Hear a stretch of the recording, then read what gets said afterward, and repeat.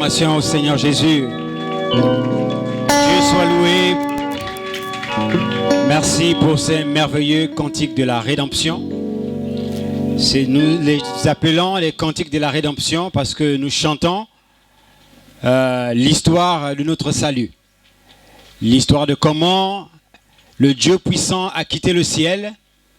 Il est descendu sur la terre et il accomplit l'acte de la rédemption en mourant à la croix du calvaire pour racheter son épouse que nous sommes aujourd'hui. Nous sommes aujourd'hui l'expression parfaite de l'amour de Dieu. Que le Seigneur vous bénisse. Beaucoup sont surpris de me voir me tenir ici.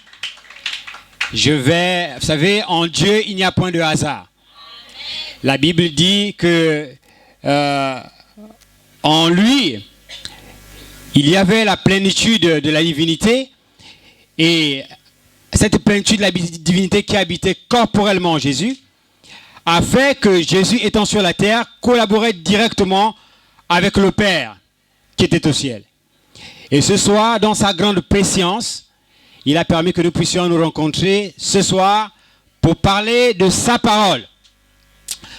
Alors, je tiens d'abord à m'acquitter de quelques civilités. Nous sommes ici pour un événement, pour certains qui diraient que c'est un événement malheureux, mais pour d'autres c'est un événement de joie.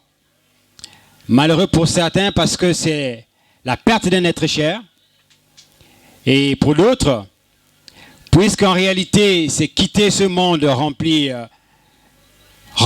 de péchés, rempli de manquements, rempli de souillures, c'est la transit vers un monde de repos. Alors ce soir, par ma voix, j'aimerais exprimer à toute la famille toutes les condoléances les plus attristées du révérend pasteur Séraphin Mosengo, évêque des églises du plein évangile, qui est le pasteur de notre frère, de notre papa, Félicien Boussougou. Le pasteur n'étant pas ici, déplacé, exprime à toute la famille ses condoléances les plus attristées. Maintenant, ceci étant dit, je vous inviterai à vous tenir debout et nous allons lire la parole. Nous nous tenons debout, c'est par respect pour la parole. Alors je vous inviterai de prendre vos Bibles dans le livre de 1 Thessaloniciens chapitre 4. 1 Thessaloniciens chapitre 4, à partir du verset 13. Nous lisons la parole du Seigneur.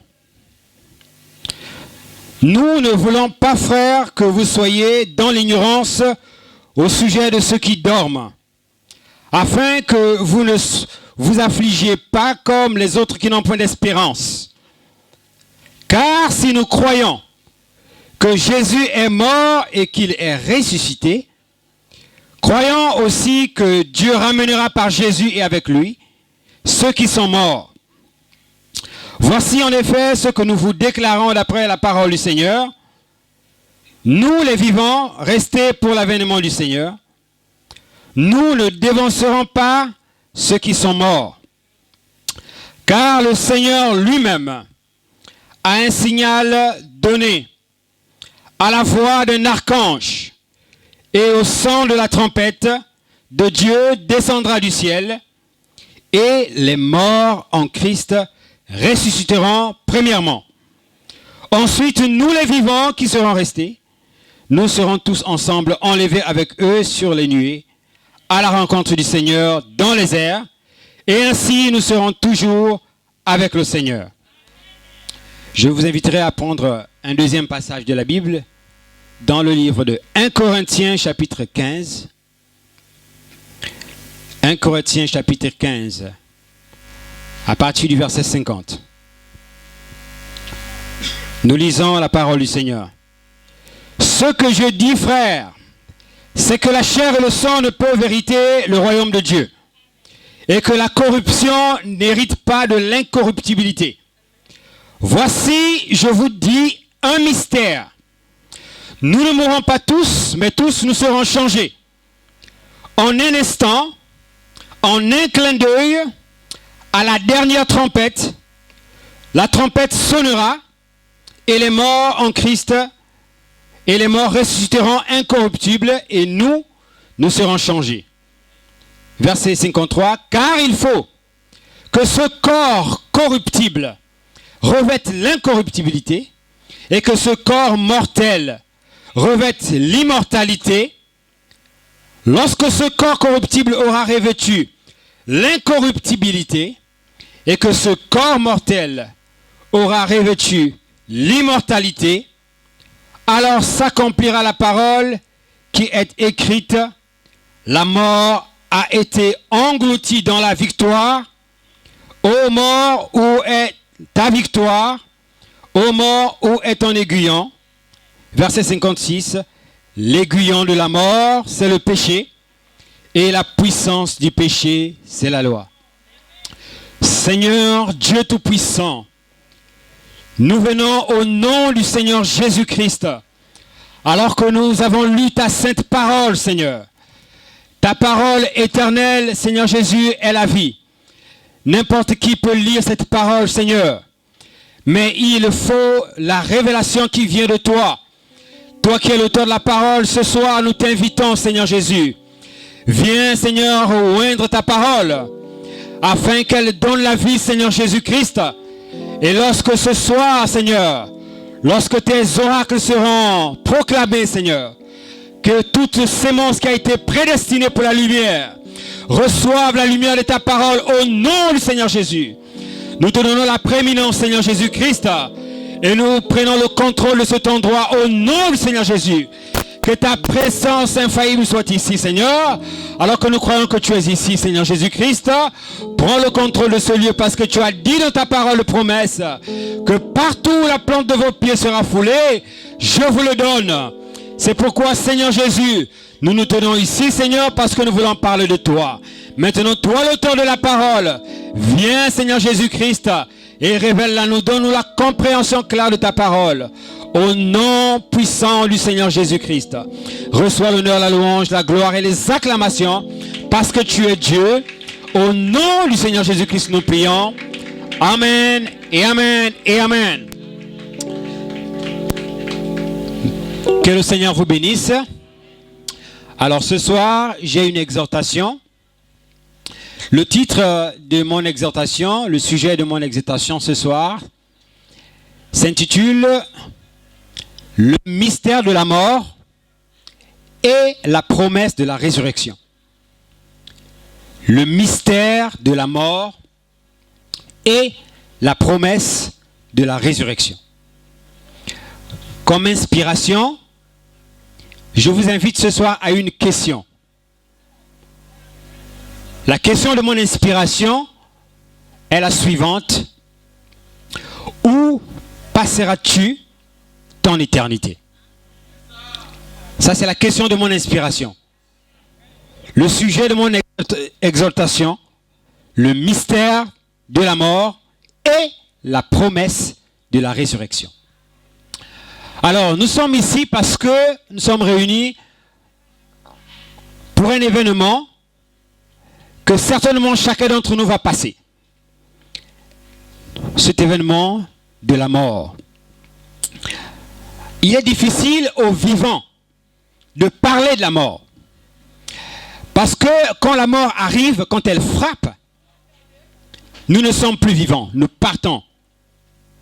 Du moins, nous ne sommes plus vivants parce que nous quittons la dimension de la vie biologique pour certainement une autre dimension. Mais quand la mort frappe, nous ne sommes plus là. Et quand nous sommes là, la mort n'est pas là. Alors, comment parler de la mort? C'est pourquoi nous disons que c'est un mystère. Et nous avons lu tout à l'heure dans 1 Corinthiens chapitre 15. C'est Paul qui parle. Il dit, voici, je vous dis, un mystère. Nous ne mourrons pas tous, mais tous, nous serons changés. En un instant, en un clin d'œil, à la dernière trompette, la trompette sonnera et les morts en Christ ressusciteront incorruptibles et nous serons changés. Alors, mon exhortation va certainement ressembler à la fois à une leçon.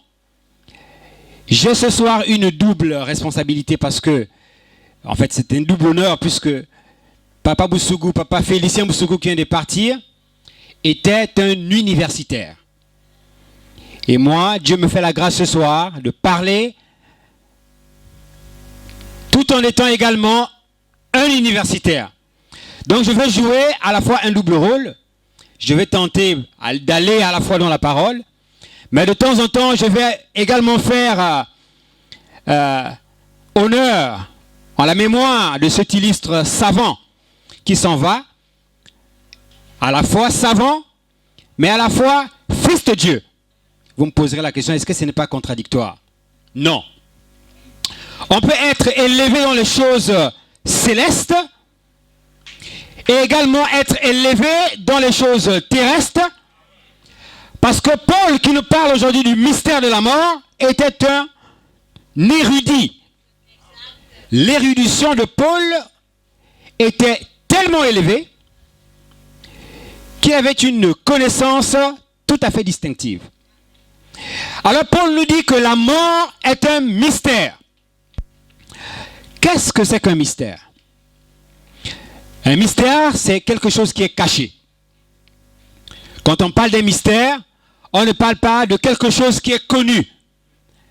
Le principe d'un mystère, c'est d'être mystérieux, c'est-à-dire d'être caché. Et la Bible dit que la gloire de Dieu, c'est de cacher les choses. Et la gloire des hommes, c'est de sonder les choses. L'homme doit sonder les choses. Et la Bible dit que vous sondez les Écritures parce que vous espérez avoir en elles la vie. Alors si la mort est un mystère, il nous revient de sonder qu'est-ce que c'est que ce mystère de la mort. La mort, un mystère, quelque chose de caché. Alors, mais si nous disons que la mort est un mystère, qu'est-ce que c'est que la mort? Je disais qu'il est difficile aux vivants d'en parler. Parce que quand la mort frappe, les vivants ne sont plus vivants. Quand les vivants sont là, la mort n'est pas là. Du moins, nous parlons ici de la mort physique, de la mort biologique. Alors, pour honorer la mémoire de cet illustre homme qui s'en va, et pour honorer la mémoire du savant, j'ai fait quelques recherches. Et je suis tombé sur cette définition que donne un autre savant de la mort. Excusez-moi, on va aller lentement. Je disais que je vais donner à cette exhortation à la fois la dimension d'une leçon. Alors je vous propose de lire en quelques lignes rapidement la définition que nous donne un savant de ce qu'est la mort. Cette définition, je l'ai retrouvée chez Louis-Vincent Thomas dans un livre intitulé La mort. Enfin, il y a des gens qui écrivent sur la mort, mais la Bible en avait déjà parlé. Dans un livre intitulé La mort, publié en 2003 dans la collection Que sais-je aux presses universitaires de France. Là, je fais ici d'abord à tout Seigneur, tout honneur. Je rends ici hommage à l'illustre savant. Une acclamation pour cet homme. Alors, aux presses universitaires de France, publié en 2003, au chapitre 2, intitulé La mort biologique individuelle, page 15 à 48. Alors, je lis ceci. La mort biologique ou la disparition de l'individu vivant et réduction à zéro de sa tension énergétique consiste à quoi? Consiste dans l'arrêt complet. Suivez-moi attentivement. Nous allons arriver à la parole, nous allons arriver au mystère de la mort dont parle Paul. Il dit consiste dans l'arrêt complet définitif, c'est-à-dire irréversible des fonctions vitales, notamment au niveau du triangle, cerveau, cœur et poumon. Alors ce savant nous dit que la mort, c'est la disparition définitive et irréversible des fonctions vitales. Quelles sont les fonctions vitales? La respiration, la nutrition, etc., etc. Quand un homme ne mange plus, conséquence, il meurt. Si un homme ne respire plus, conséquence, il meurt. Si son cerveau arrête de fonctionner, conséquence, il meurt. La mort est donc, nous dit ce scientifique, la cessation des fonctions vitales. Mais moi, cette définition m'a interpellé. Il s'attache à nous donner une définition qui est la définition biologique de la mort. Mais là, on ne parle que des fonctions biologiques. Alors, je me suis posé la question, si Paul a dit que la mort est un mystère, alors la définition de la mort ne peut pas être aussi simple. Alors, j'ai essayé de creuser, et je me rends compte que cette définition ne s'est limitée qu'à décrire l'homme physique. Première question, l'homme est-il seulement physique? L'homme est-il fait que de tissus cellulaires et de matière? Est-ce que la fin de la vie biologique, c'est la fin de l'être? C'est la grande question que je vous pose et je commence à rentrer dans le dévoilement de mon mystère. Le mystère de la mort. Alors je comprends que la mort, puisqu'elle ne s'arrête pas à la simple cessation des fonctions biologiques, et puisque l'homme ne se réduit pas qu'à être un être biologique, et ça, je vais baser mon hypothèse, je vais la fonder dans les Écritures. Parce que la Bible dit que toute parole de l'homme soit reconnue comme un mensonge, seule la parole de Dieu est la vérité. Alors si l'homme n'est pas fait que de matière, si l'homme n'est pas que matière, tissu cellulaire, l'homme est quoi? Je vous réponds ce soir, premier élément de réponse, l'homme est un être double. Il est composé à la fois de cette enveloppe de chair, faite de cellules, mais à l'intérieur de cette enveloppe de chair, il y a un autre être. Et pour vous me posez la question, mais qu'est-ce que tu racontes? Alors, pour comprendre cela, ce mystère, je vous demanderai d'aller avec moi depuis le commencement du premier homme, c'est-à-dire dans la Genèse. Et le mot Genèse, Genesis en grec, ça veut dire le commencement. Même si on sait qu'en réalité, le commencement n'est pas le commencement puisqu'il y a un pré-commencement. Avant que quelque chose commence, il y a toujours une forme d'antériorité au commencement. Et c'est ce que nous appelons la pré-genèse. Mais je ne vais pas rentrer là-bas. Je vais me limiter d'abord au niveau de la genèse, c'est-à-dire au niveau du commencement. Alors pour comprendre le mystère de la composition de l'homme physique, il faut répartir à la création du premier homme. Alors je vous demanderai de prendre vos Bibles, s'il vous plaît, dans le livre de Genèse chapitre 1. Si cette question de la mort est une question biblique, ça veut dire que la Bible doit avoir donné une réponse à cette question.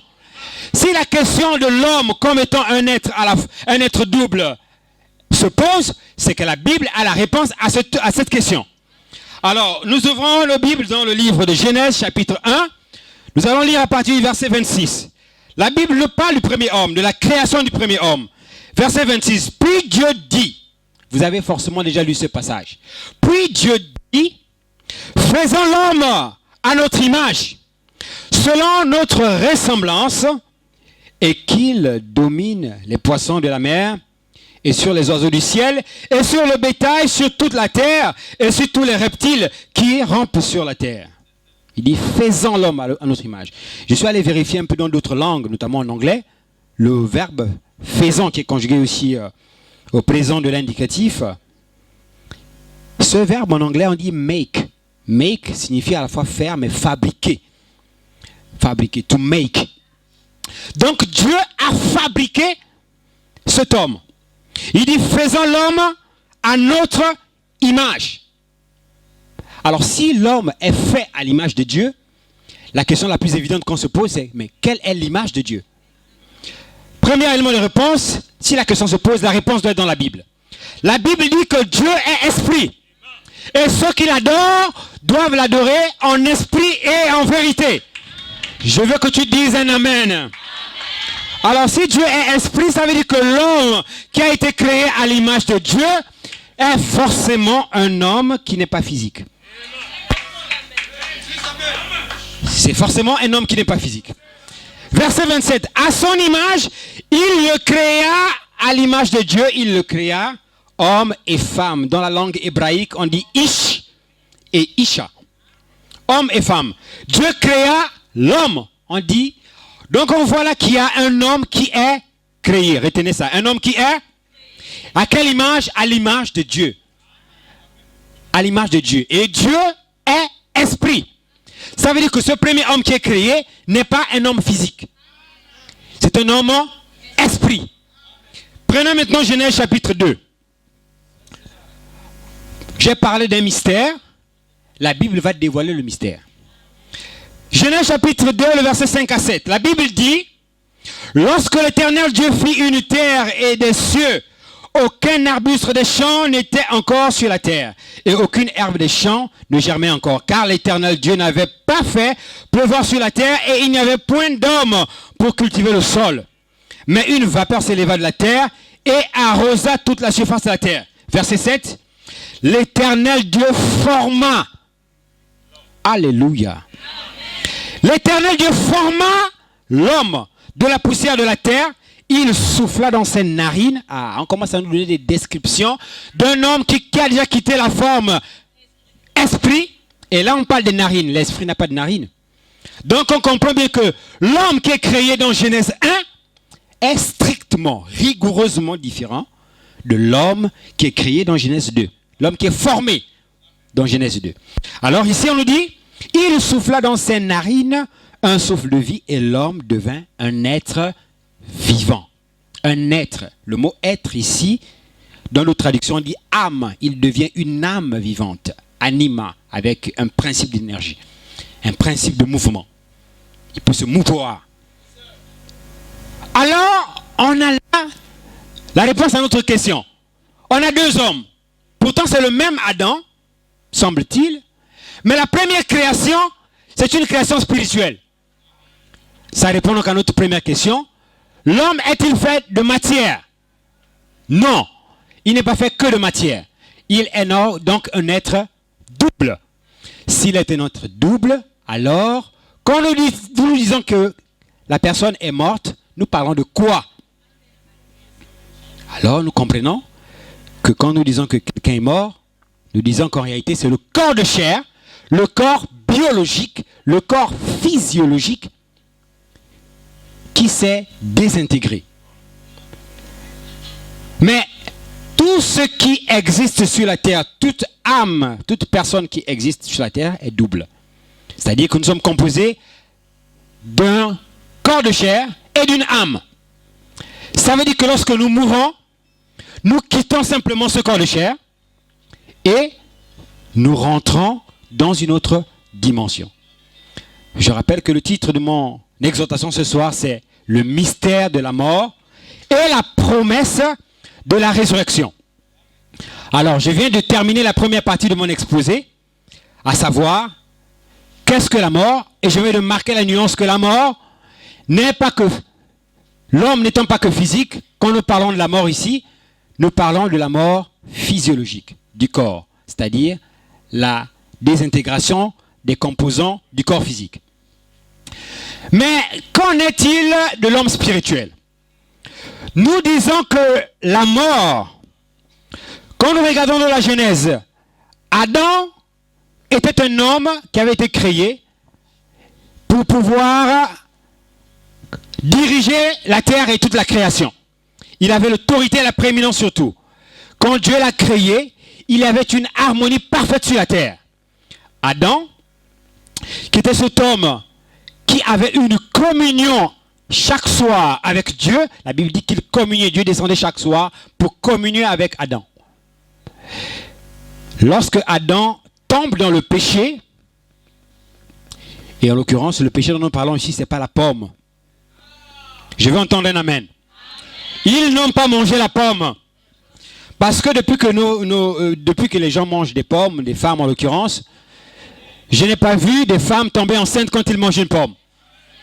On nous a embrouillé que le fruit qu'on mange, qu'ils ont mangé, c'était la pomme. Je vous dis ce soir que c'est un mensonge. Puisque c'est un mystère, en réalité, ce mystère doit être révélé. Alors, ce que Adam, le péché qu'ils ont commis dans le jardin d'Éden, c'était un acte sexuel. Adam est allé avec Ève. Ils ont eu des rapports sexuels. C'est pourquoi elle est tombée enceinte. Aucune personne ne mange une pomme et tombe enceinte. Alors quand le péché est rentré en Éden, le Dieu qui descendait pour parler à Adam, pour communier avec lui, alors il y a eu une rupture. Il y a eu une rupture. Je ne sais pas si les aigles commencent à voir là où je suis en train d'arriver. Il y a eu une rupture. Le Dieu qui descendait pour communier a cessé de communier avec Adam. À cause de quoi? À cause du péché. Retenez ça. À cause de quoi? Du péché. Donc c'est toujours le péché qui crée la discontinuité. Parce que dans le jardin d'Éden, il y avait une continuité. Adam était dans une continuité avec Dieu. Continuité d'esprit.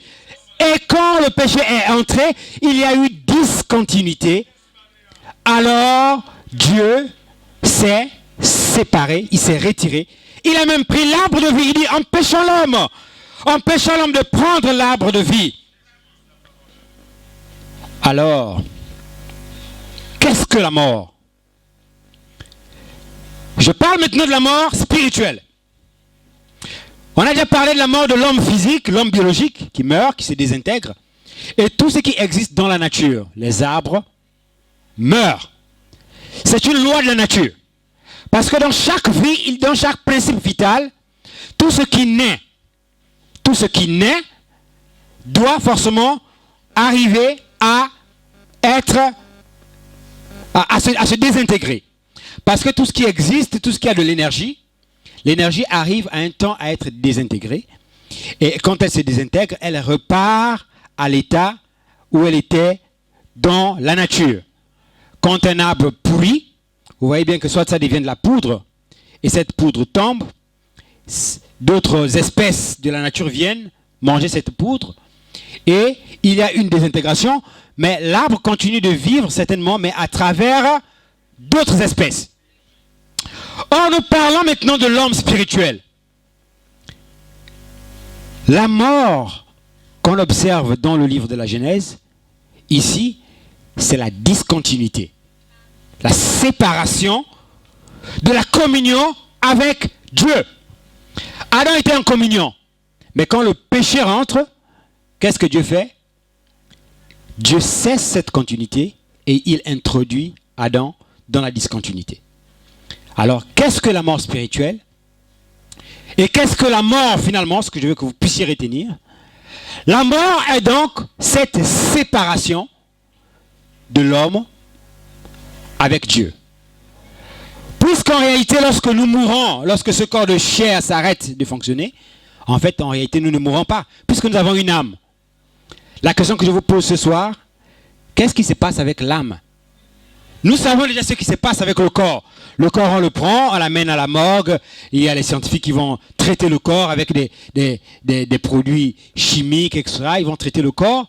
Et le corps, après, va être conduit à sa dernière demeure, la terre, pour accomplir l'écriture qui dit « Tu es poussière et tu retourneras à la poussière. » Mais la question que je vous pose ce soir, que se passe-t-il avec l'âme de cet homme-là? Puisqu'on est d'accord qu'il est un être double. Alors, j'aimerais vous inviter ce soir, nous allons vraiment lire la Bible. Nous allons prendre une autre écriture de la Bible. Nous allons maintenant lire cette fois dans le livre de Jean chapitre 11, versets 21 à 26. C'est Jésus qui parle.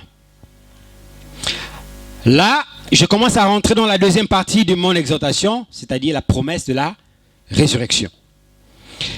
Verset 21, Marthe dit à Jésus, « Seigneur, si tu eusses été ici, mon frère ne serait pas mort. Mais maintenant même, je sais que tout ce que tu demanderas à Dieu, Dieu te l'accordera. Jésus lui dit, ton frère ressuscitera. Elle lui répondit, Marthe, qu'il ressuscitera à la résurrection au dernier jour. Jésus lui dit, je suis la résurrection et la vie. Celui qui croit en moi vivra, quand même il serait mort. Et quiconque vit et croit en moi ne mourra jamais. Crois-tu cela? Oh, je me sens très bien maintenant. Alors, nous commençons à rentrer dans la promesse de la résurrection. Mais je vous ai dit que je vais jouer le rôle à la fois d'un universitaire, donc d'un enseignant. Arrêtons-nous un peu sur le mot résurrection. C'est quoi la résurrection? La résurrection, quand on dit que quelque chose est ressuscité, la résurrection, c'est d'abord un retour à la vie. Ça veut dire que quelque chose était mort et quelque chose est ramené à l'état dans lequel il était. Écoutez, je prends par exemple un objet comme cette pile ici. Je la fais tomber. Pour moi, la pile est morte. Si je dis que la pile ressuscite, je ne pourrais pas prendre un autre objet ici et dire que pour que cette pile ressuscite, je veux prendre cet objet et dire que cet objet est la pile qui est ressuscitée. Parce que cet objet et la pile ne sont pas de la même nature. La résurrection, c'est ramener exactement la même chose qui était mort à l'état primordial dans lequel cet objet se trouvait, ou cet être se trouvait. Alors si nous parlons de la promesse de la résurrection, nous parlons ici d'abord du retour à la vie. Être ressuscité, c'est être ramené. C'est être ramené. Alors Jésus nous dit quelque chose de très, très étrange. Jusque-là, nous étions convaincus que lorsqu'une personne meurt, c'est la fin. Or, là, Jésus nous dit, quiconque croit en moi. D'abord, il commence par dire, je suis la résurrection et la vie. Ça veut dire que la résurrection dont nous parlons là se trouve en Jésus. Un homme. Mais si la résurrection se trouve en Jésus, il faut que lui-même nous ait quand même montré le chemin de cette résurrection. Je vous dis ce soir, Jésus-Christ a démontré à l'humanité qu'il était au-dessus de la mort, qu'il était au-dessus de la tombe.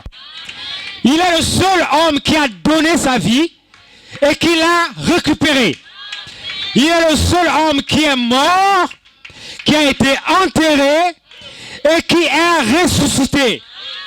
Et il vit aujourd'hui dans la puissance de sa résurrection. Alors, dans cette puissance de la résurrection, Jésus nous dit, celui qui croit en moi ne mourra pas. Quand bien même il est mort. Quand bien même il est mort.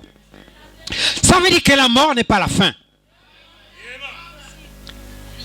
On est d'accord sur ça. La mort n'est pas la fin. Du moins, la mort physique.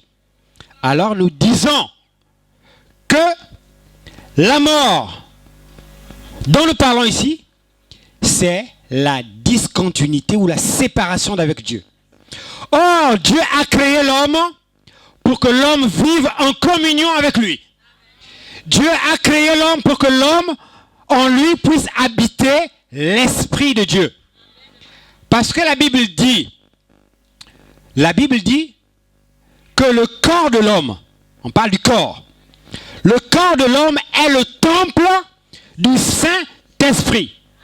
Lorsque nous parlons du Saint-Esprit, nous parlons en réalité de Dieu à la fois dans un état et dans une essence. Le Saint-Esprit, c'est la nature de Dieu. On dit que Dieu est saint et il est esprit. Si Dieu est saint et il est esprit, alors cet esprit doit habiter dans un homme. c'est l'homme qui est le réceptacle, celui qui reçoit l'Esprit de Dieu. Et c'est par cet esprit que l'homme doit vivre. C'est pourquoi il nous dit ici, dans ce passage que nous venons de lire, Jésus dit, je suis la résurrection et la vie. Celui qui croit en moi vivra. Alors ça veut dire que même lorsque nous mourrons, puisque c'est une promesse, même lorsque nous mourons physiquement, il y a une condition. Si tu crois en Jésus, alors tu vivras. Mais tu vis dans quel état? Nous disons que lorsque nous mourons, l'âme de l'homme, en réalité, l'homme vivant sur la terre, et je viens de dire tout à l'heure que Dieu a créé l'homme pour que l'homme soit le temple du Saint-Esprit. Et lorsque nous prêchons la parole pour que l'âme de l'homme puisse recevoir, être ramenée, être restaurée à l'état premier dans lequel il était avant la chute. Quel était cet état premier? L'homme était en continuité. Il était en communion avec Dieu. Alors, dans ce que nous appelons le mystère des trois desseins, mais je ne veux pas développer ça, Dieu a voulu habiter dans l'homme. C'est pourquoi il a envoyé la parole. La Bible dit, celui qui croit en moi et qui croit à celui qui m'a envoyé a la vie éternelle. Il ne vient point en jugement, mais il est passé de la mort à la vie. Vous trouvez ça dans Jean 5, 24. Il est passé de la mort à la vie. Question. Comment appelle-t-on le passage de la mort à la vie? Je reviens sur la définition de la résurrection. Le passage de la mort à la vie, c'est qu'on appelle ramener quelque chose à l'état dans lequel elle était. C'est ce que nous appelons la résurrection. Alors la promesse de la résurrection est fondée dans la parole. Ça veut dire que celui qui croit en Jésus ne mourra pas. Ça veut dire que la promesse de la résurrection est cachée dans la parole. Nous avons lu tout à l'heure dans Jean 1 Corinthiens chapitre 15, le verset 50, 51, 52, 53. C'est Paul qui parle. Il dit, nous ne mourrons pas tous, mais tous nous serons changés. En un instant, en un clin d'œil. Mais c'est quoi ce changement en un instant? Alors quand Dieu envoie son esprit, le but de la parole qui vient, c'est pour transformer le cœur de l'homme, afin que ce cœur soit ramené à la condition première qui était celle d'Adam avant qu'il ne tombe dans le péché, où il avait l'autorité sur les espèces animales, il avait l'autorité sur la nature, il avait la puissance. Alors cet homme était Dieu. Puisqu'il avait il était une partie de Dieu, cet homme était Dieu. Le but donc de la parole, c'est de nous ramener à cet état primordial. Alors cet état primordial où l'homme était Dieu, comment sommes-nous ramenés à ça? Alors, c'est pourquoi Dieu a pourvu la parole. La parole vient, vous l'écoutez. C'est pourquoi la Bible dit que celui qui croit, mais il faut croire à quoi? Il faut croire à l'évangile. Parce que c'est la parole qui donne la vie. Nous mangeons chaque jour la nourriture de la chair.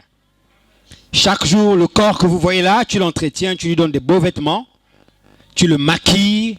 Quand tu passes là, tout le monde regarde, oh, quelle belle femme. Tout le monde apprécie ce corps maquillé, tout ce corps qui brille. Mais ça, c'est l'enveloppe extérieure. À l'intérieur de ce corps, il y a une âme. Or, la Bible dit que l'homme ne vit pas de pain seulement, mais il vit de toute parole qui sort de la bouche de Dieu. Alors, si l'homme ne vit pas de pain seulement, de quel homme on parle-t-on ici? On parle de l'homme physique. Alors, quel est l'homme qui ne vit pas de pain seulement, mais qui vit de la parole de Dieu? C'est l'âme. C'est l'homme spirituel. C'est l'homme qui ne meurt pas. Alors, qu'est-ce qui donne la vie à cette âme? C'est la parole révélée. C'est la parole révélée. Alors, Jésus venant sur la terre, dans la puissance de sa résurrection, nous a donné ce qu'on appelle ici un gage. Le gage qu'il a donné comme preuve que lorsque nous mourrons, lorsque nous quitterons la terre, nous ne nous arrêterons pas juste à cette mort physique, mais il y a une autre dimension. Et là, je rentre pleinement dans mon sujet. Le monde que vous voyez ici est divisé en différentes dimensions. Notre corps physique entre en contact avec 3 dimensions. La première dimension, c'est la lumière. La deuxième dimension, c'est la matière. La troisième dimension, c'est le temps ou la temporalité. C'est la troisième des dimensions. Ces 3 premières dimensions, nous les pénétrons à travers notre corps physique. Nous pouvons voir la lumière, nous pouvons même sentir la lumière. Parce que quand le soleil brille, c'est des rayons ultraviolets, nous disent la science, qui frappent notre peau pour la colorer en noir. Mais malheureusement, il y en a qui enlèvent cette peau noire parce que, je ne sais pas. Mais Dieu a créé la mélanine, c'est pour nous protéger contre les rayons ultraviolets du soleil. Mais toi, tu as décidé que tu dois être très belle, tu dois être très beau. Alors, il faut enlever toute cette mélanine et t'exposer au cancer qui est donné par les rayons ultraviolets. Que Dieu te fasse grâce. Alors, la Bible nous dit que ces 3 premières dimensions, nous rentrons en contact à ces dimensions par le corps. Mais il existe une 4e dimension. Je tiens ici un téléphone. Si j'émets un appel pour appeler par exemple le diacre Richard ou le diacre Gaël, qui se trouve peut-être aux États-Unis, en France, je peux parler avec lui sans le voir. Je peux même entendre sa voix. Je peux même recevoir des émotions, des sentiments. C'est-à-dire que s'il est en train de parler ou en train de pleurer, je peux ressentir dans ma chair les vibrations de cette émotion. À travers quoi? À travers le téléphone. Ça veut dire que la voie de communication par laquelle je communique avec le diacre Gaël, c'est une dimension.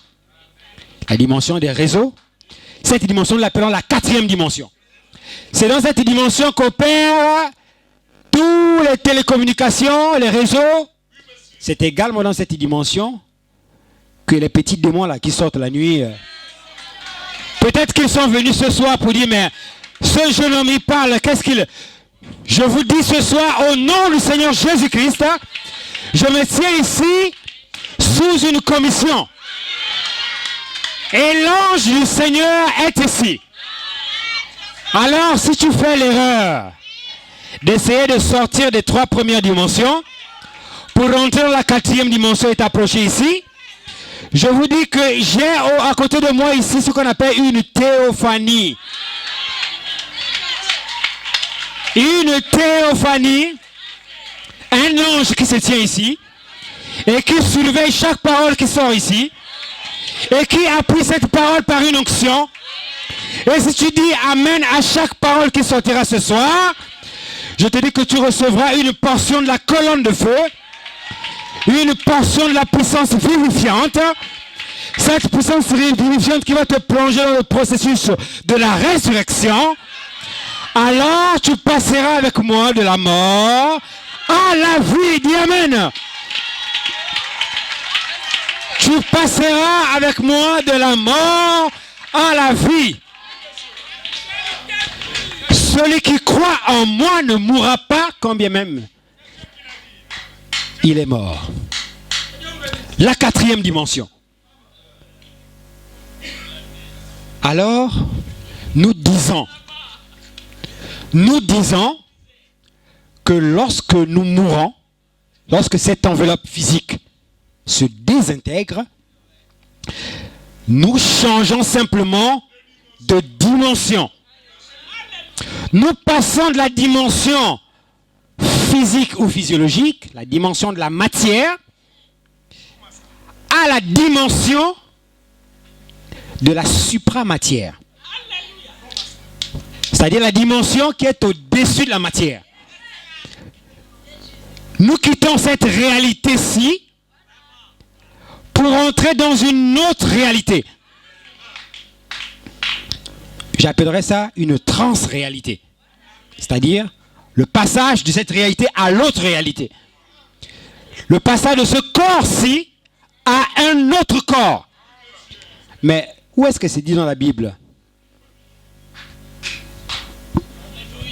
Voici, je m'en vais vous préparer une place.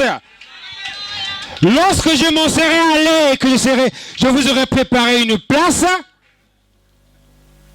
Mais de quelle place Jésus parlait lorsqu'il a dit je vais vous préparer une place?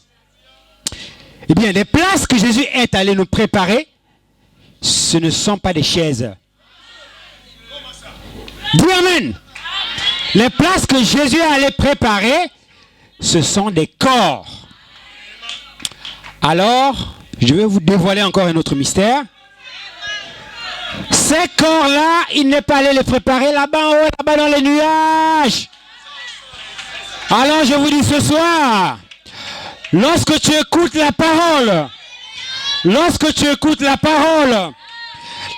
quand tu entends la voix de Dieu, si en toi il y a une représentation de Dieu, ce que nous appelons la sémence prédestinée, alors cette sémence va réagir à la parole qui est prêchée. Alors tu vas te surprendre en train de dire Amen. Alléluia. C'est la vérité. Alors la puissance vivifiante entre en toi. Et ce soir, je te dis que si tu entends cette voix, et que tu ouvres ton cœur, alors cette puissance vivifiante va entrer au plus profond de ton âme et va te sceller au nom du Seigneur Jésus-Christ. Alors, il est allé nous préparer une place. Ces places qu'il est allé préparer, ce sont des corps. Alors maintenant, écoutez le mystère. Vous avez entendu parler de l'histoire de Nicodème. Nicodème qui était un docteur de la loi. Et le mot docteur veut dire constructeur du savoir. Celui qui construit le savoir. Donc Nicodème, qui a étudié auprès de son maître Gamaliel, était un docteur de la loi. Mais pendant que les gens critiquaient Jésus, tout ça, la Bible dit, il vint de nuit. Mais moi je remarque que quand tu parles, vraiment, mon cœur vibre. Quand tu parles, je sens que y a quelque chose. Mais est-ce que il y a quelque chose, je me sens différent. Alors, cette chose-là que vous entendez pendant que je parle là maintenant, cette voix que tu entends, je t'informe qu'il y aura un jugement. Et c'est cette voix que tu entends ce soir qui va t'appeler au jour du jugement pour te dire, j'avais envoyé mon serviteur et il t'avait parlé de la parole et tu l'avais rejeté. Et ça, ce sera la troisième partie de mon exhortation, c'est-à-dire, où passeras-tu ton éternité? J'y arrive. Cet homme qu'on appelait Nicodème, il vient vers Jésus. Alors, Jésus lui dit, Jésus a commencé à le secouer l'esprit, et il lui dit, il faut que tu naisses de nouveau. Mais comment naître alors que je suis déjà en principe né? Mais qu'est-ce que c'est que cette doctrine? Et je vous rappelle ici que c'est la première doctrine du Seigneur Jésus-Christ. C'est la première doctrine qu'il a prêchée. Il faut que tu naisses de nouveau. Il faut. C'est une obligation. Parce que ce corps de chair, parce qu'il est lié au péché originel, parce qu'il est lié au péché adamique du sexe, c'est pourquoi Jésus-Christ est notre rédempteur, parce qu'il est le seul qui est né en dehors de cette voie du péché. Il a contourné la voie du péché. Il est venu par la voie de la parole prononcée. La parole a été prononcée sur Marie. Marie a dit Amen à la parole.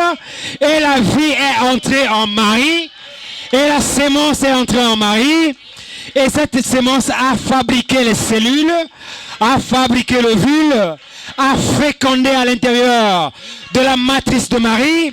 Et Jésus-Christ est né. Il est né, Dieu fait chair. Son corps était la divinité. Son corps était un corps parole. Parce qu'il est né par la parole prononcée. C'est pourquoi nous disons que Jésus-Christ est le Dieu tout-puissant. Le seul Dieu unique et adorable.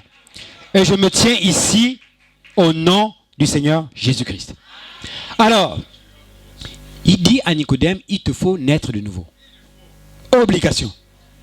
Mais c'est quoi cette doctrine? Il dit en réalité naître de nouveau, c'est naître d'eau et d'esprit. Mais l'eau dans la Bible représente la parole. Naître d'eau et naître d'esprit. L'esprit dont on parle là, ce n'est pas l'esprit de Nganga Mishoko. Ce n'est pas l'esprit de Njobi, de Mukukwe. L'esprit dont nous parlons ici, c'est l'esprit qui sort l'homme de la vie du péché, des systèmes de tradition. On en reprend le corps, on va aller faire c'est comment. C'est cet esprit dont nous parlons ici, c'est celui qui sort l'homme de l'incrédulité. Parce que, arrêtons-nous d'abord un moment. C'est quoi l'incrédulité? C'est quoi le péché? Oh non, le péché. Mais qu'est-ce que c'est que le péché? Oh non, mais je ne bois pas, je ne fume pas, je ne fais pas. C'est pas ça. Mais c'est quoi le péché? Alors, nous disons que le péché dont nous parlons ici, c'est l'incrédulité à la parole. C'est le rejet de la parole. C'est le fait que pendant que je suis en train de prêcher là, tu es en train de dire, ah mais toi aussi, qu'est-ce que tu parles là? Toi un jeune garçon, on ne sait même pas quel âge tu as, tu veux nous parler, nous les grands, nous les anciens qui sommes là. De quel nom tu nous parles? De quelle autorité tu nous parles? C'est exactement ce que les pharisiens, les sadducéens disaient à Jésus quand il était sur la terre. Un homme qui pesait même pas 50 kilos, hein, qui est arrivé, qui est né d'une manière tout à fait humble. Alors, cet homme a été rejeté. Nous disons que la divinité n'a pas de taille. Si tu ouvres ton cœur et que tu le rends sensible à la parole, Dieu va te parler et te toucher ce soir. Alors, nous disons que la nouvelle naissance, merci, la nouvelle naissance, c'est naître d'eau et d'esprit. Et l'incrédulité dont nous parlons ici, le péché, c'est l'incrédulité, c'est le fait de rejeter la parole. Dieu t'appelle à la repentance. Dieu te dit de sortir des systèmes de tradition, de coutumes, des initiations et de toutes ces choses du monde. Parce que quand vous lisez la Bible dans Genèse 12, Dieu dit à Abraham, sors de ton pays, sors de ta patrie, sors de la maison de ton père. Et son père était un idolâtre. C'est un homme qui adorait les idoles. Dieu lui dit, sors de là, sors de ce système. Parce que pour avoir une communion avec Dieu, il faut premièrement une séparation totale avec le monde. Dieu exige une séparation totale avec le monde. Pour faire quoi? Pour recevoir la puissance de la résurrection. Pour s'assurer que quand tu mourras, tu iras, tu entreras dans ce corps que je viens de décrire, cette demeure céleste, qui en réalité n'est pas construite là-bas au ciel. Cette demeure céleste est construite à l'intérieur de votre âme. C'est un corps qui est construit à travers les matériaux de la parole. Chaque fois que vous écoutez la parole, que vous l'écoutez, que vous la vivez, il se construit à l'intérieur de vous un être, un autre vous, votre double. Il prend forme, il prend forme, il prend forme. C'est pourquoi Paul parle du changement en un instant. Le changement en un instant, c'est j'écoute la parole, je me soumets à la parole, j'obéis à la parole, et alors commence une transformation. Je sens que je n'ai plus envie de fumer. Je sens que quand je vois la régabe, j'ai la nausée. Avant, je pouvais m'asseoir, je donne 3 casiers, je m'allonge dans mon caniveau, je suis tranquille. Mais désormais, depuis que j'ai écouté la parole, quand je vois je sens l'odeur de la régabe, il y a un dégoût. Quand je m'approche de la cigarette, il y a un dégoût. C'est ce que nous appelons le changement en un instant. C'est un processus. Alors le mystère de la résurrection dont nous parlons ici, en réalité c'est le processus de transformation de cet homme intérieur jusqu'à l'étape finale de la disparition. Cette disparition, c'est ce dont parle Paul dans 1 Corinthiens 15. Nous ne mourrons pas tous, mais tous nous serons changés en un instant, en un clin d'œil, à la dernière trompette. Alors le mystère de la résurrection est lié à la dernière trompette. Qu'est-ce qu'une trompette dans la Bible? Une trompette représente un messager avec un message. Alors on nous parle de la dernière trompette. Il n'y en a eu que 7. Je vais aller très vite sur ça. Il n'y en a eu que 7 trompettes. Et on nous dit que c'est à la dernière trompette que le mystère du changement, ce que mon maître, le révérend pasteur Séraphin Moussengo, je l'appelle mon maître, appelle le mystère de la translation. Le mystère de la translation des corps. Alors nous passons de l'état de péché d'un homme qui chaque matin, quand il se lève, pour lui, c'est seulement les femmes, les femmes, les femmes, les femmes, les femmes, les femmes, les femmes. Il passe là. Toutes les femmes qu'il voit sur la rue, il les désire. Pensez-vous qu'un homme normal peut désirer toutes les femmes sur la rue? Il y a quelque chose qui ne va pas. Tout ce qui bouge, il tire. Mais qu'est-ce qui cause ça? Qu'est-ce qui cause cette nature? C'est la nature adamique, c'est l'incrédulité. Alors Dieu exige la nouvelle. Mais qu'est-ce que la nouvelle naissance? C'est la mort de cette première nature pour que naisse en toi une nouvelle nature qui est la nature obéissante à la parole, qui est la nature de Dieu, la nature qui désormais vit selon les commandements de Dieu, la nature qui dit Amen à chaque parole. Et c'est à travers cette nature que Dieu commence à construire en toi un corps. Alors nous disons que cet homme-là qui buvait, qui fumait, qui manifestait ce qu'on appelle les fruits du péché. Parce que le péché, c'est l'incrédulité. Si tu fumes, tu bois, tu escroques les gens, c'est parce que tu ne crois pas. Si tu croyais, tu te soumettrais à la parole. Tu ne ferais pas tous ces... Si tu commets tous ces œuvres qui sont en contradiction avec la parole, c'est parce que tu ne crois pas. Alors, Dieu exige donc l'obéissance et la soumission à la parole. Dès que tu te soumets à cette parole, alors la première chose que Dieu envoie, c'est une puissance. Il envoie une onction. Cette onction t'amène à te nettoyer, à te dépouiller des choses du monde. C'est ce que nous appelons la sanctification. Alors tu commences à rentrer dans le processus de la transformation intérieure. L'homme intérieur commence à être transformé.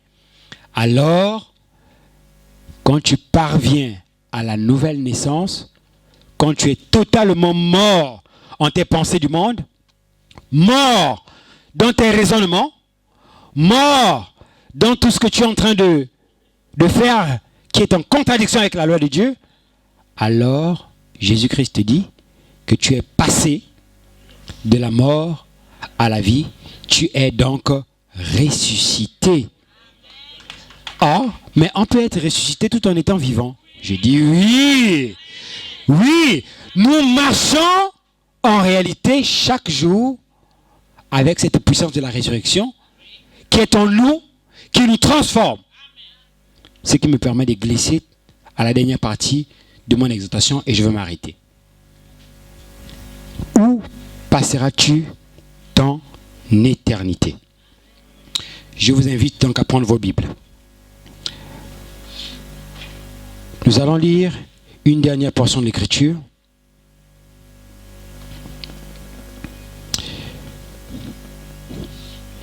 Nous lisons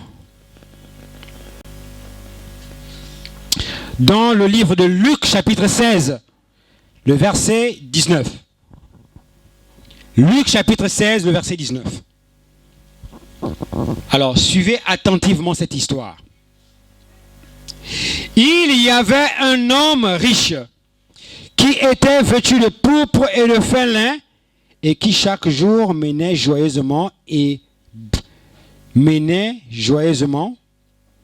joyeuse et brillante vie.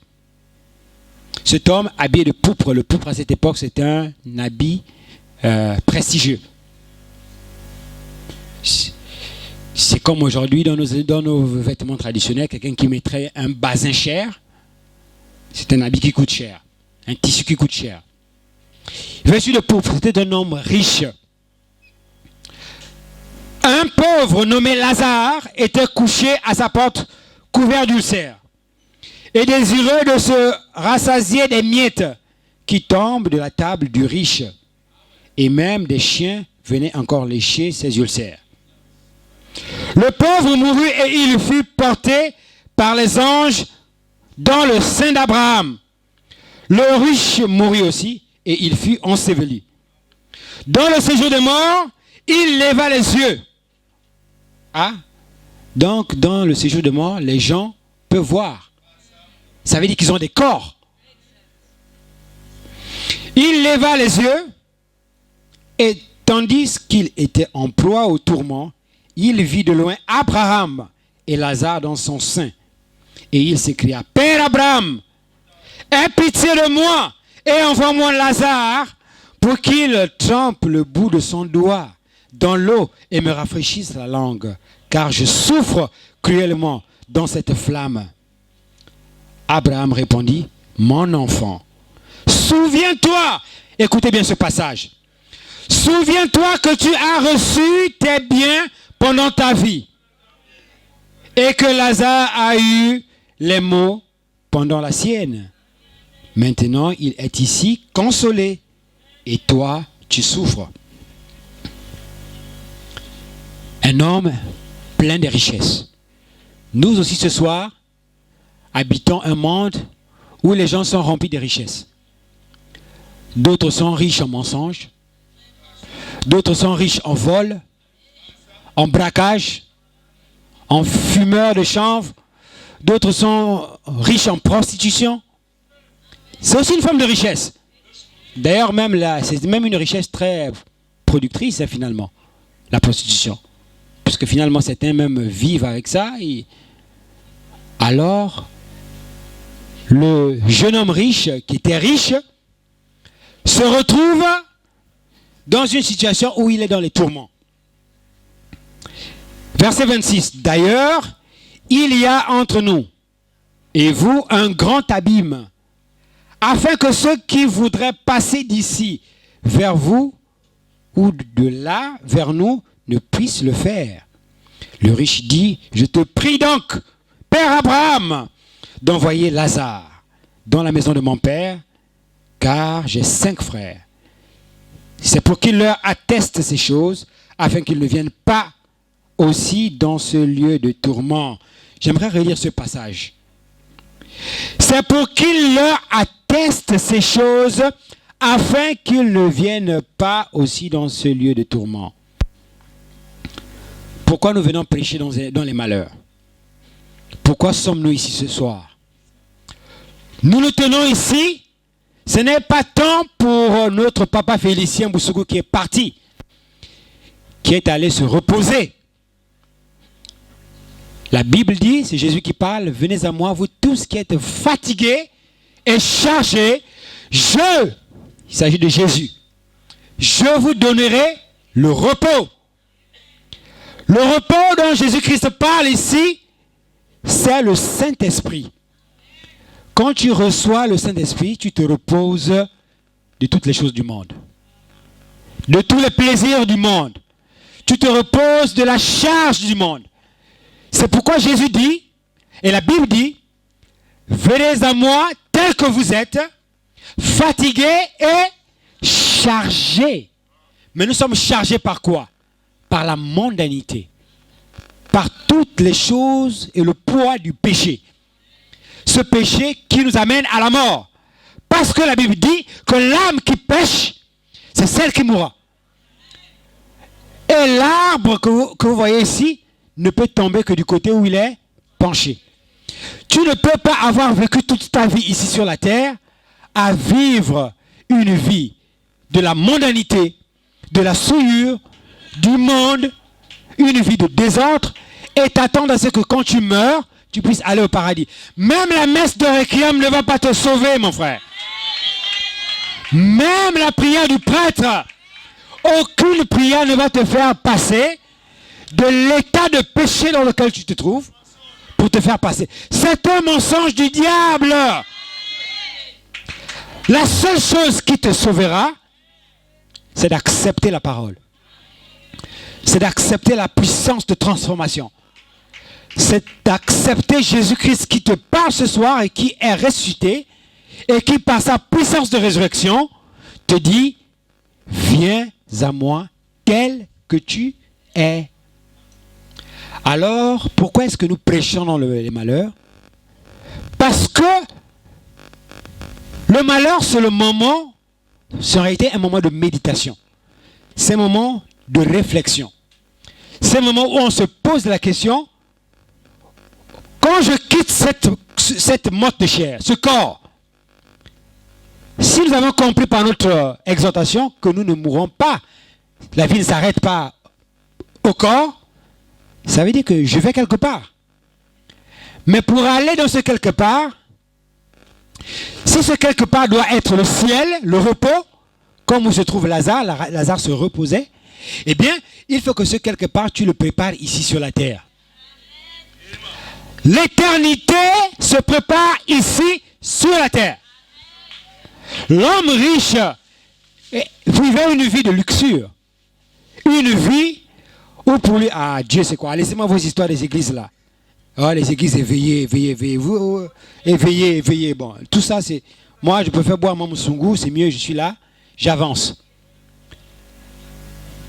La parole c'est quoi? Il y a tellement beaucoup des églises, tout ça. Dieu ne manque pas un témoin quelque part.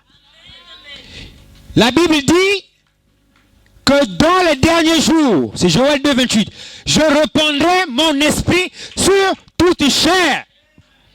Dieu a promis de verser son esprit. Et l'esprit de Dieu habite dans des hommes.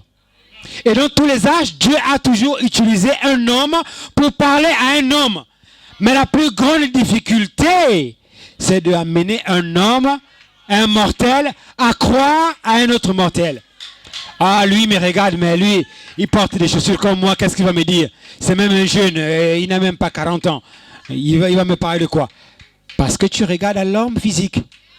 Mais si tu peux t'arrêter un moment et écouter la voix qui te parle, et écouter ce qui est en train de sortir maintenant, cette voix qui t'appelle à la repentance, alors tu comprendras que c'est Dieu qui est en train de frapper à ta porte et qui dit, voici je me tiens à la porte et je frappe. Si quelqu'un entend ma voix et ouvre la porte, j'entrerai chez lui, je souperai avec lui et lui avec moi. Alors, mon frère, la mort, c'est un moment de réflexion. Comment prépares-tu le départ de l'autre côté? Il n'y a que deux choses, il n'y a que deux voies. Ce monde est dominé par deux esprits. Soit tu es animé par l'esprit de Dieu, qui est le Saint-Esprit, soit tu es animé par l'esprit du diable, Satan. Et comment savoir? Jésus-Christ sur la terre nous a donné le secret. Il dit, vous les reconnaîtrez à leurs fruits. Les œuvres sont l'expression de la foi. Comment savoir quel est l'esprit qui m'anime et où est-ce que cet esprit va me conduire? Parce que si tu es animé par l'esprit du diable, mais quand tu meurs, qui vient te chercher? Mais c'est les anges déchus. C'est le diable qui vient te récupérer, qui t'amène directement chez lui, là, puisque tu l'as servi toute la vie sur la terre. C'est lui que tu as servi toute la vie. Alors quand tu meurs, il vient prendre ton âme et il t'amène te tourmenter pour attendre le dernier jugement. Alors le ciel se prépare ici sur la terre et il se prépare maintenant. Question, où passeras-tu ton éternité? Parce que, évidemment, il y aura une éternité. Cette vie va s'arrêter. Ce monde va être détruit. Si vous avez un peu de bon sens, quand vous étudiez la géopolitique et la géostratégie mondiale, quand vous regardez un peu la configuration du monde, vous comprenez que le monde est instable. Et cette instabilité ne va pas s'arrêter. Cette instabilité ne va que s'empirer. Le monde, la misère, la souffrance ne va que continuer. Elle ne va qu'aller crescendo. Tout ne va aller que de mal en pire. Ça ne va pas s'améliorer parce que c'est une promesse de la Bible. La Bible dit, dans le livre de Timothée, je crois, que dans les derniers jours, il y aura des temps difficiles. Tu ne trouveras pas le refuge dans l'argent. Tu ne trouveras pas satisfaction dans les femmes, dans la boisson. D'ailleurs, toutes ces choses que nous recherchons, c'est parce qu'en l'homme, Dieu a placé une soif. Dieu a créé l'homme et il a mis en lui une soif. Quelle est cette soif? C'est la soif de l'adoration. L'homme a été créé pour adorer Dieu. Chaque fois que tu ne l'adores pas, il y aura toujours cette soif. Tu vas aller dans la franc-maçonnerie, tu vas aller dans les initiations, tu vas aller dans la boisson, mais il y aura toujours quelque chose d'insatisfait.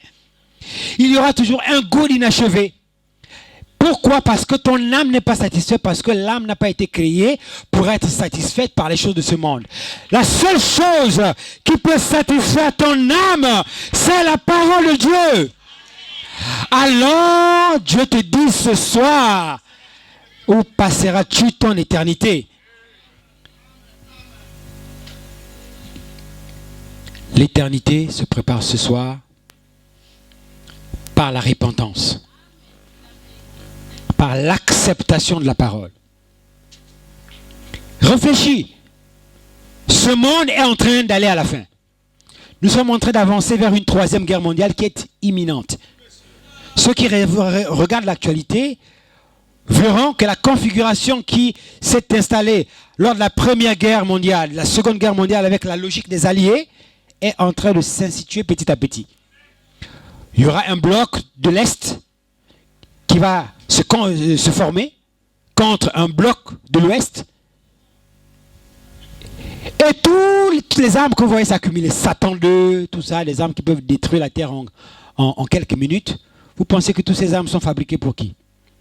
Cette terre sera brûlée. Ce monde sera détruit. Mais Dieu a donné la promesse de la résurrection. Dieu a donné une voie de salut pour l'homme. Cette voie de salut, c'est la parole. Alors ce soir, j'aimerais vous dire que le départ de Papa Boussougou, cet homme qui a marché comme étant un fils de Dieu, qui a donné sa vie au Seigneur, qui a dédié sa vie au Seigneur, est mort chrétien. Il a scellé son témoignage. La question, c'est maintenant à nous les vivants. L'enfer est réel, tout comme le ciel est réel. Il y a un enfer à éviter. Il y a un ciel à gagner. As-tu déjà réfléchi un temps à ce qui va se passer quand tu mourras? Quel a été le résultat de ta vie ici sur la terre? Salomon, qui a vécu sur cette terre, qui était un homme comme toi et moi. Il avait plus de 1000 femmes, il était riche, extraordinairement riche. Il a goûté à tous les plaisirs. À la fin de la vie de Salomon, il donne cette grande sagesse. Il dit, tout n'est que vanité. Vanité de vanité, tout n'est que vanité. La vie de l'homme sur la terre est courte et sans cesse agitée, a dit Job. Quand un vent passe sur elle, l'homme est comme un souffle. Quand un vent passe sur elle, elle n'est plus. Même le lieu qu'elle occupait ne la reconnaît plus. Tu te cognes sur moi un peu, pas, le sang est en train de couler. L'homme est un être faible. Penses-tu pouvoir vaincre la mort. La seule puissance qui nous a été donnée, qui a été donnée à l'homme pour vaincre la mort, se trouve en Jésus. Parce que Jésus-Christ est la résurrection et la vie. La vie dont nous parlons ici, c'est le Saint-Esprit. Alors, Jésus t'appelle ce soir et il te dit, ouvre ton cœur et accepte-le et commence à préparer le chemin pour le ciel. Dès maintenant, nous ne savons pas où le monde va. Nous ne savons pas quand est-ce que nous partirons aussi. Quand est-ce que nous quitterons cette chair pour aller de l'autre côté, pour attendre le dernier jugement de Dieu. Alors, ce moment de deuil, de recueillement, doit être un moment de réflexion.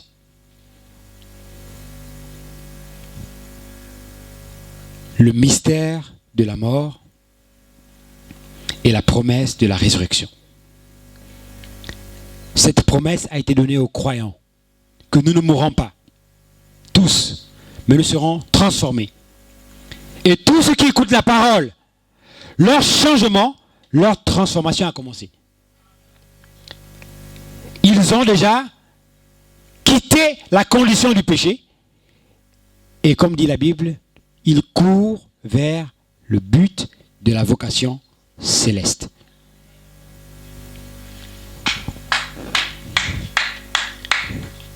Que le Seigneur vous bénisse.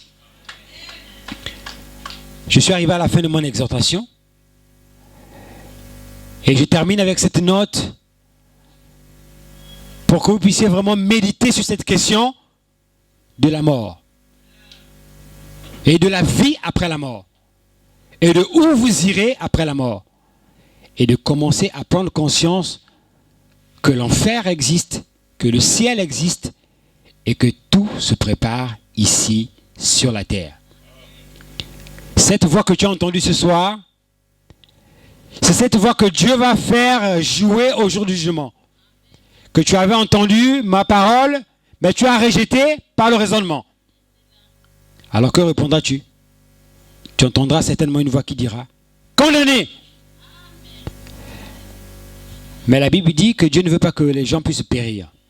C'est pourquoi il a donné la parole. Que le Seigneur vous bénisse.